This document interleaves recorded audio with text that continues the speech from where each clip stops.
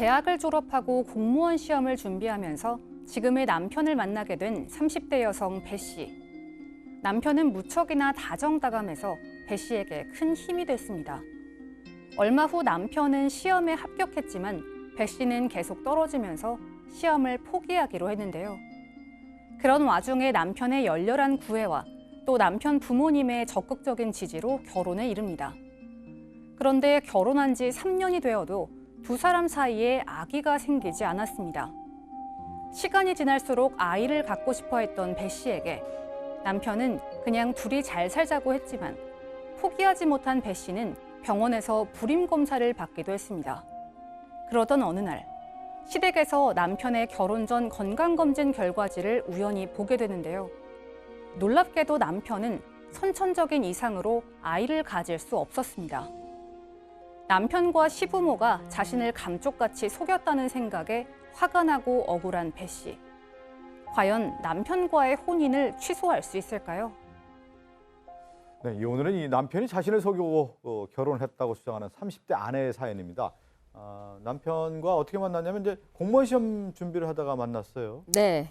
결혼 전으로 일단은 돌아가 보겠습니다. 둘 다 공무원 시험을 준비하면서 그러니까 아마 공통점도 있었고 함께 또 힘든 시간을 보내면서 둘이 만나다 보니까 애정이 더 깊어지지 않았을까 하는 생각이 드는데 같이 공무원 시험을 한다라는 공통점 외에는 둘의 가정 생활이나 이런 것들도 상당히 많이 달랐습니다. 이 여성 같은 경우에는 지방에서 어머니가 홀어머니였고요. 작은 식당을 운영하면서 굉장히 경제적으로 힘들게 살다 보니 공무원 시험을 준비할 때도 이른바 공시촌이라고 하는 작은 방 한 칸짜리에서 근근히 살고 있었고, 이 남성 같은 경우에는 부모님이 두 분 다 이제 공무원이고 경제적으로 여유가 있다 보니까 이제 같이 공부를 하면서도 굉장히 경제적으로 여유 있고 또 성격도 조금 안정적이고 이랬다고 해요. 그러다 보니 두 사람이 친해진 이후에도 이 여성이 특히 이 남성은 심리적으로도 굉장히 큰 힘이 됐고 물질적으로도 예를 들어 뭐 밥을 맛있는 걸 사줄 수도 있고 뭐 이런 여러 가지 심리적으로 물리적으로 많은 도움을 줬고 이런 남성에게 여성은 큰 호감을 느꼈습니다. 근데 남편이 그 아내에게는 참 무척이나 다정다감한 남편이었더군요. 예, 맞습니다. 이 사람은 뭐 기본적으로 온순하고 사람이 조용한가 봐요. 예. 그런데 아내에 대해서는 정말 다정한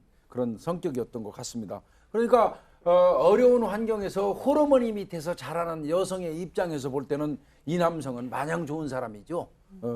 그래서 이제 좀 관심이 갔던 거고요. 또 취미 생활까지 비슷했어요. 예. 기호까지. 두 사람은 강아지라든지 고양이를 이런 반려동물을 엄청 좋아했다고 합니다. 근데 공부하면서 반려동물을 키울 수는 없잖아요. 예. 그러다 보니까 두 사람이 데이트하는 장소는 강아지나 고양이 카페였다고 합니다. 주로. 예. 그러니까 뭐 공통적인 어떤 기호도 있지 사람 좋지 하니까 여성의 입장에서는 뭐 싫어할 이유가 없었던 것이죠. 부부가 이 취미도 맡기는 참 예, 어려운 어렵습니다. 일인데 예. 그래도 이 취미까지 맡고 다정다감한 남편과 이제 결혼 생활 잘 해왔는데 시험은 그런데 안타깝게도 남편만 됐나 보죠? 네, 요즘 공무원 시험 되게 어렵지 어렵죠. 않습니까? 근데 남편은 몇 번 시험 끝에 딱 합격을 했는데요. 그 아내분은 계속 떨어졌던 겁니다. 이 여자분은 계속 떨어졌는데요. 그래서 돈도 떨어지고 그러다 보니까 지친 나머지 이제 나 고향에 내려가야 되겠다. 나 시험 안 볼래. 이렇게 합니다. 그러니까 남편 되시는 분이 아니야.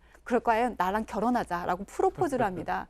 몇 번이고 거절을 하지만 아니야 난 너밖에 없어라고 하면서 계속적으로 구애를 하다 보니까 승낙을 하게 됩니다. 또 시부모 댁에 인사를 갔는데요. 실제로 자신을 반기지 않을 줄 알았는데 너무너무 환대를 하는 겁니다.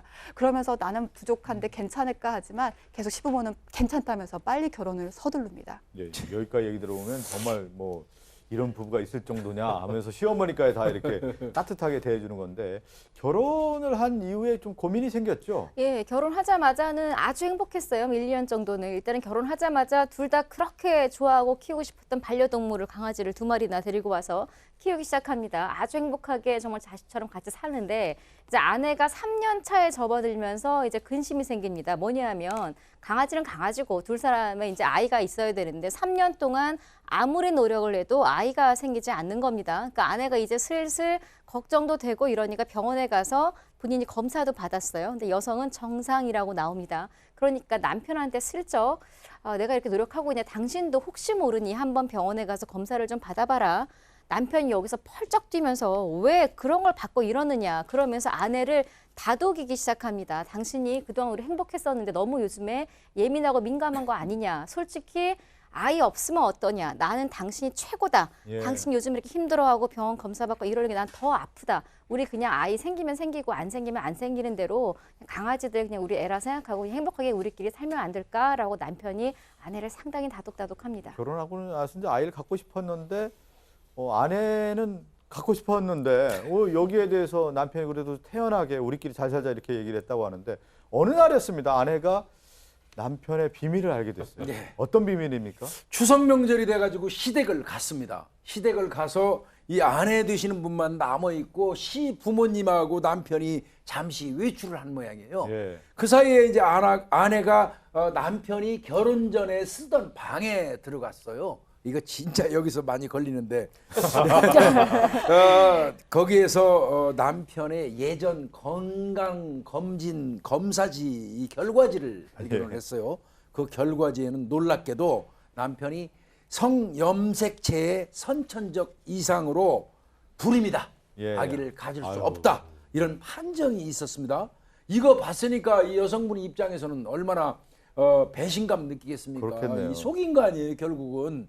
그래서 남편한테 또 시부모한테 따지죠, 바로. 그랬더니 언젠가는 얘기하려고 그랬는데 미처 말을 못했다. 그냥 우리끼리 잘 살면 안 될까? 또 여전히 이렇게 얘기를 하는 겁니다. 그렇지만 아내는 그 길로 친정으로 돌아와서 남편의 연락을 받지 않고 깊은 고민에 빠져 있는데 과연 내가 같이 살아야 될까? 이런 생각을 가지고 있는 것 같습니다. 그러네요. 그러니까 남편이 예전에 이제 결혼하기 전에 쓰던 방에서 임신을 할 수 없다라는 그 건강검진 표를 봤다라는 건데 거기서 이제 배신감을 느낀 오늘 이 30대 여성 어떤 궁금증이 있는지 풀어보죠. 들어볼까요? 자, 첫 번째. 불임 사실 숨기고 결혼한 남편 혼인 취소 될까요? 이 배신감에 너무 힘든데 사기죄 성립될까요? 첫 번째부터 좀 살펴볼까요? 혼인 취소가 될 수 있는 문제인가요? 일단 저는 개인적으로 좀 어려울 것 같아요. 일단 뭐 판례하고 좀 섞어서 말씀드리면 혼인 취소 사유는 우리가 많이 나오는 중혼적 사실, 중혼인 경우. 그다음에 또 하나는 이제 악질이라고 해서 이제 굉장히 몸에 이제 치유하기 힘든 그런 질병에 걸려서 혼인을 계속하기 어려운 정도의 상황인 경우. 그리고 세 번째는 사기나 강박, 그러니까 우리가 하면 사기 결혼이라고 얘기하잖아요. 혼인의 그 결정할 때 굉장히 중요한 사실을 속여서 결혼한 경우. 그럼 여기서 이제 문제가 되는 게 이 소위 말하는 뭐 그 지금 임신을 못하게 하는 그런 사유가 악질에 해당하느냐, 이거는 뭐 그런 결혼하기 어려운 정도의 그런 중한 질병에 해당하느냐에 대해서는 뭐 예를 들어서 뭐 에이즈 같은 경우는 이런 데 해당하는 경우들이 종종 있는데요. 이 경우에는 이제 대법원에서도 인정이 안 된다고 합니다. 이건 약물 치료나 전문가의 도움 등을 얻으면 충분히 또 개선이 될 수 있는 부분이기 때문에 이거는 일단 이호 사유 악질은 아닌데 과연 이걸 사기 결혼으로 볼 수 있느냐, 이게 문제가 되는데요. 이걸 반드시 알려야 될 의무가 있느냐, 혼인을 결정할 때 굉장히 중요한 사유냐가 문제인데, 일단 통상적으로 지금까지 이제 법원의 판례 태도를 비춰보면 둘 사이의 사이를 문제가 될 만한 것들, 예를 들어서 학력, 그다음에 무슨 재력, 이런 그런 것들을 완전하게 철저하게 거짓말한 경우에는 보통 혼인 취소 사유가 되는 경우는 있는데, 사실 임신을 할 수 없다라는 게 둘 간의 부부 생활을 영위하기 불가능한 사유는 또 아니잖아요.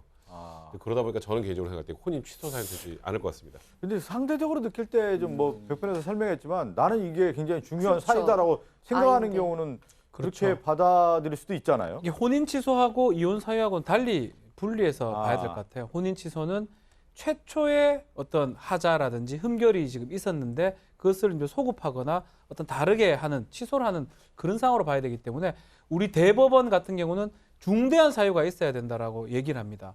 특히 이제 이런 임신 불능 같은 게 치료가 가능한 거라면 중대한 사유라고 볼 수 없는, 악질에 해당할 수는 없다라고 보는 게 대법원의 판례 견해이기 때문에 혼인 취소는 좀 어려운 상황이 아닌가. 혼인 취소 사유에 해당되지는 예. 않는다. 다만 이혼의 가능성은 뭐 있다고 보입니다. 이혼 같은 경우는 민법상에 부부 생활을 계속할 수 없는, 혼인을 지속할 수 없는 뭐 중대한 사유, 6호 사유라고 하죠. 거기에 해당할 가능성은 있어 보입니다. 그러니까 혼인 취소라는 것은 혼인 자체를 원천 무효할 수 있다라는 그런 내용인 거죠. 그 사유 자체는 안 되는 거지만 이혼 사유는 될 수 있다. 그렇게 해보고 지금 하나 질문한 건 뭐냐면 네. 그 속였다라는 부분이 이제 우리가 보통 속이는 것 자체가 사기죄가 성립되는 거 아니야 이렇게 얘기할 수가 있는데 네. 사기죄가 성립된다라는 것은 경제적인 문제가 있어야 되는 거 아닌가요? 일단은 우리가 이제 거짓말을 하면 다 사기치지 마 그러잖아요. 예. 근데 거짓말을 했을 때 처벌되는 건 딱 정해져 있습니다. 그러니까 거짓말을 해서 상대방으로부터 재산 상해를 취득하는 사기죄. 그다음에 선서하고 재판 가서 위증한 위증죄. 예. 그다음에 허위로 고소하면 무고죄. 그다음에 허위 사실을 해서 누군가 명예훼손은 명예훼손죄. 이거밖에 없어요. 나머지 그냥 거짓말은 처벌하지 않습니다. 이번 사안도 이 아내 입장에서 보면 아니 나한테 이렇게 중요한 거를 아니 시부모도 깜짝까지 속이고 남편도 속였는데 이걸 가지고 이 아내에게 돈을 뺏어갔나요? 예. 그게 아니죠. 그러니까 이거는 아예 애당초 그건 사기죄로 속여서 예, 경제적인 어떤 이득을 이득을 취하고자 취해야 할 되는 때 것이기 사기죄가 때문에 성립된다는 거죠. 사기죄가 성립되지 않고 아까 박준 변호사가 설명하셨던 거 이혼 사유와 관련해서 아마 이게 이혼 사유가 된다면 맨 마지막 기타 혼인을 계속하기 어려운 중대한 사유에 해당할 것. 근데 저도 이거는 또 저는 좀 개인적으로 생각이 다른데 만약에 이제 혼인 전부터 이 여성이 나는 나중에 아이를 뭐 몇 명 낳을 거고 그래서 우리 이렇게 해서 행복하게 살자. 남편도 뭐 계속 그거에 대해 동의를 하면서 본인 알고 있었으면 끝까지 속이면서 결혼을 했으면 좀 엄청나게 어찌 보면 이제 배신감이 심해서 이런 경우에는 혼인을 계속하기 어렵겠지만 그런 얘기 별로 없이 아까 예를 들어서 반려동물 좋아하고 이렇게 잘 살 것 같아서 남편이 얘기 안 했다면 이걸 과연 혼인을 계속하기 어려운 중대한 사유에 해당할까? 저는 이 경우에는 이건 이혼 사유도 좀 되지 않을 가능성도 있다 이렇게. 예. 사기 관련해서는 이제 우리 대법원에서는 이제 사기가 되려면 고지할 의무가 있어야 된다고 봅니다. 고지할 의무가 있는데 그것을 거짓으로 얘기한다든지 아니 고지하지 않는다든지 그걸로 나이를 예로 들기도 하고요. 초혼인지 재혼인지 그렇죠. 이런 것도 문제가 될 수가 있는데 뭐 특히 뭐 제가 키 같은 거 약간 좀 속일 수 있잖아요. 몸무게도 조금 줄일 수 있고 이런 거는 고지할 의무가 없다고 보는 예. 거예요. 다만 이제 이 부분 임신 가능 여부는 중대한 사유에 해당할 수도 있어요. 그렇겠네요. 그렇기 때문에 백 변호사 지금 잠시 얘기를 했었는데 미리 이거에 대해서 물어봤는데 거짓으로 답변했다면 사기가 될 수도 있습니다. 예. 물어보지 않고 이렇게 넘어왔다면 뭐 사기죄가 사기 같은 거는 뭐 범죄는 당연히 안 되죠. 예. 근데 이제 이게 고지할 의무가 있냐 없냐 이 부분이 가장 중요한 아니 포인트가 될 것 병원에 같습니다. 가보자고 남편한테 할 때 그거 왜 가냐고 했잖아요. 그거 자체로 되는 거 아니에요? 결혼 네. 전에 결혼 전에 결혼 전에 그랬잖아요. 취소하려면 그 또 혼인 한편으로는 취소의 사기 사유는 되게 좀 어렵다는 거죠. 오늘은 뭐 이 30대 아내분이 이제 사연을 보냈지만 남편은 또 얼마나 또 그렇죠. 힘들었겠냐라는 생각이 또 드는 거네요. 얘기를 못하는 어떤 이유가 그러니까 있지 않았을까 이 남편은 싶은데. 이 지금 여성이 예. 너무 좋았고 예. 그래서 그죠. 우리 둘만이라도 정말 행복하게 살 수 있을 거라고 생각을 했고 그래서 반려동물도 좋아한다는 걸 알고 예. 반려동물 키워가면서 살려고 했는데 지금 이 사유가 들어갔다고 이게 이혼 사유가 되느냐. 예. 뭐 물론 법원의 태도는 아마 이혼 가능하다고 볼 것 같긴 합니다만 전 개인적으로 생각할 때 혼인이라는 걸 일단 제일 중요한 게 둘 간의 결합 아니겠습니까? 예. 그러니까 뭐 그렇지만 그래도 결혼 전에 만약에 불임 사실이 예. 있다고 하면 아내에게 얘기를 하는 게 맞죠. 맞죠. 그러니까 오늘 아마 이렇게 그랬으면 근데 결혼을 예, 못했겠죠. 못했- 그런 것 때문에 말하지 못했던 것 같아요. 그럴 수 있겠지만 그렇지만 오늘 얘기하는 거 정리를 하면은 그 불임 자체가 혼인 취소 사유는 되지 않고 이혼 사유는 될 수 있고 지금 얘기한 거 거짓말 자체가 경제적 이득을 취하는 문제가 아니었기 때문에 사기죄는 성립이 안 된다 이렇게 좀 말씀드리겠습니다. 함께 사는 세상으로 갑니다.